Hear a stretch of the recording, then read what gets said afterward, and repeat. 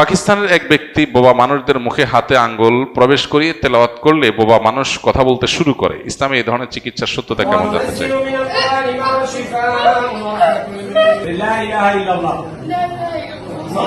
তিনি বাক প্রতিবন্ধীর মুখে হাত রেখে পবিত্র কোরআন তেলাওয়াত করছেন, সাথে সাথে কথা বলতে পারছে সে। কানে শুনতে পায় না এমন ব্যক্তির কানের কাছে হাত রেখে কোরআন তেলাওয়াত করছেন, সাথে সাথে কানে শুনতে পাচ্ছে সে।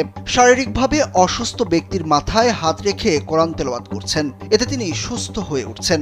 সম্প্রতি এমনই কিছু ভিডিও সামাজিক যোগাযোগ মাধ্যমে ছড়িয়ে পড়েছে। নেটিজেনরা এটাকে পবিত্র কোরআনের অলৌকিক শক্তি হিসাবে বর্ণনা করছেন। এটা তো পাকিস্তানের নাম, যতটুকু জানি এটা এক অ্যারাবিয়ান। যাই হোক, এক অ্যারাবিয়ানের ভিডিও দেখেছি। পাকিস্তানের এরকম কেউ থাকতে পারে, আমি জানি না। প্রথম কথা হলো যে আল্লাহর কালাম দ্বারা চিকিৎসা গ্রহণ করার নির্দেশনা আল্লাহ কোরআনে দিয়েছেন।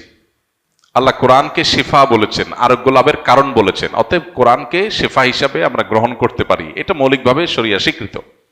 কিন্তু কোনো ব্যক্তি বিশেষ তিনি তেলাওয়াত করে বিশেষ কোনো পদ্ধতিতে তেলাওয়াতের মাধ্যমে ট্রিটমেন্ট করে যদি রোগী ভালো হয়, তাহলে তার কোনো সিক্রেট আছে কিনা, কোনো রহস্য আছে কিনা, ভালো বা মন্দ কোনো দিক আছে কিনা, কোনো কারসাজি আছে কিনা, কোনো এটা সাজানো কিছু কিনা, সেগুলো আল্লাহ তাআলা ভালো জানেন। আমি পার্টিকুলার কোনো কেস না জেনে মন্তব্য করতে পারবো না এটা ভণ্ডামি অথবা এটা সঠিক।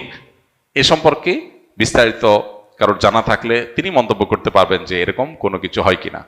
কোরআনে কারীমের আয়াত তেলাওয়াত করে ট্রিটমেন্ট গ্রহণ করা এটা ঠিক আছে। এখন কেউ কি আসলে ট্রিটমেন্ট করছেন, সেটা কি আসলে প্রপার ট্রিটমেন্ট হচ্ছে, নাকি সেটার পেছনের ভিন্ন কোনো কাহিনী আছে, সেটা একমাত্র আল্লাহ তাআলা ভালো জানেন, এবং যারা ঘটনা জানেন তারা বলতে পারবেন। আমি যেহেতু পার্টিকুলার ইস্যু সম্পর্কে জানি না, এই জন্য এ বিষয়ে আমি ভালো বা মন্দ মন্তব্য করছি না।